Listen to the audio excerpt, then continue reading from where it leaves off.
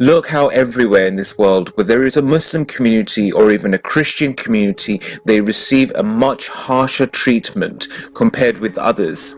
It seems oppression and injustice is spreading like wildfire, and it's becoming impossible to stop it. Kashmir is a contemporary example for this. Muslims there speak of their rights. Anyone who is informed of what Kashmir has gone through knows what Muslims of Kashmir express is nothing but truth and justice. Those who silence them have an unjust cause. Those who attack them are the ones who are doing the wrong actions. Sadly, the world watches all this in cold blood. I urge the Islamic Republic of Pakistan and the Islamic Republic of Iran to take up the issue of Kashmir as their own.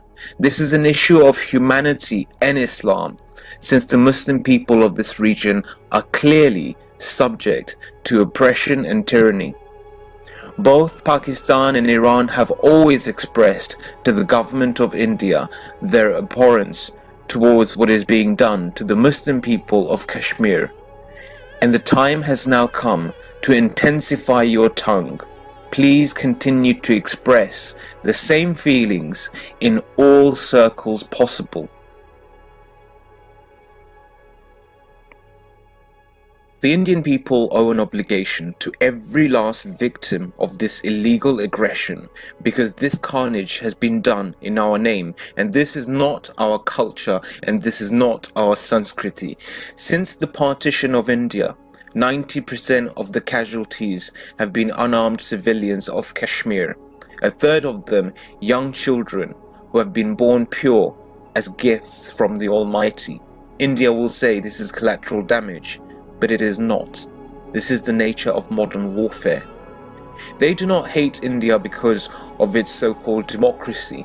They hate India because of its army and the aggression it's committing against humanity. The so-called Indian war on Kashmir is a cover to gain control of resources in Kashmir, as well as to promote the Hindutva agenda, an agenda of hate and division. This is the same agenda of Zionists and the same agenda of terrorists that we see who defame the name of Islam. India is a country who is sending murderous thugs into Kashmir to disturb the peace and forcefully occupy it without any standing. This is a genocide, and to most of the world out there, they are making Kashmiris look like terrorists. If you remain silent towards your responsibility to the children and the innocent people of Kashmir, then you are also a criminal. The Indian soldiers in Kashmir are not sacrificing for duty, honor, nor country. They are sacrificing for modern-day Pharaoh who is creating division and upheaval in society. Kashmiri society today, thanks to the evil government of Narendra Modi, is defined by house raids, checkpoints, curfews, illegal detention and illegal pellet guns aimed at the eyes of innocent children. We must dare to speak out in support of the Kashmiri people who are resisting against the Modi government, an autocratic regime which is hell-bent on silencing the minority voices in India. Yes, the Muslims, Christians, Sikhs, and even the people with no belief at all. The real military heroes of India are the soldiers who are resigning. The number is now up to 14,000 soldiers, and these soldiers are the real military heroes who are upholding their oath to defend the Indian constitution. The main terrorists are the ones sitting in government, residing over the people, pretending to love India when they have pure hatred in their hearts.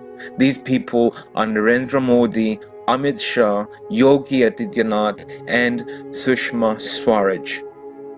I leave you with plain, simple words. Every one of us in India, in Pakistan, in Iran must keep demanding for the rights of Kashmir, keep resisting, keep thundering, keep ploughing, keep speaking until justice is served. The West has a track record of first supporting terrorists like Modi, supporting fascists, supporting fundamentalists, and then blaming the people for terrorism here, fundamentalism there.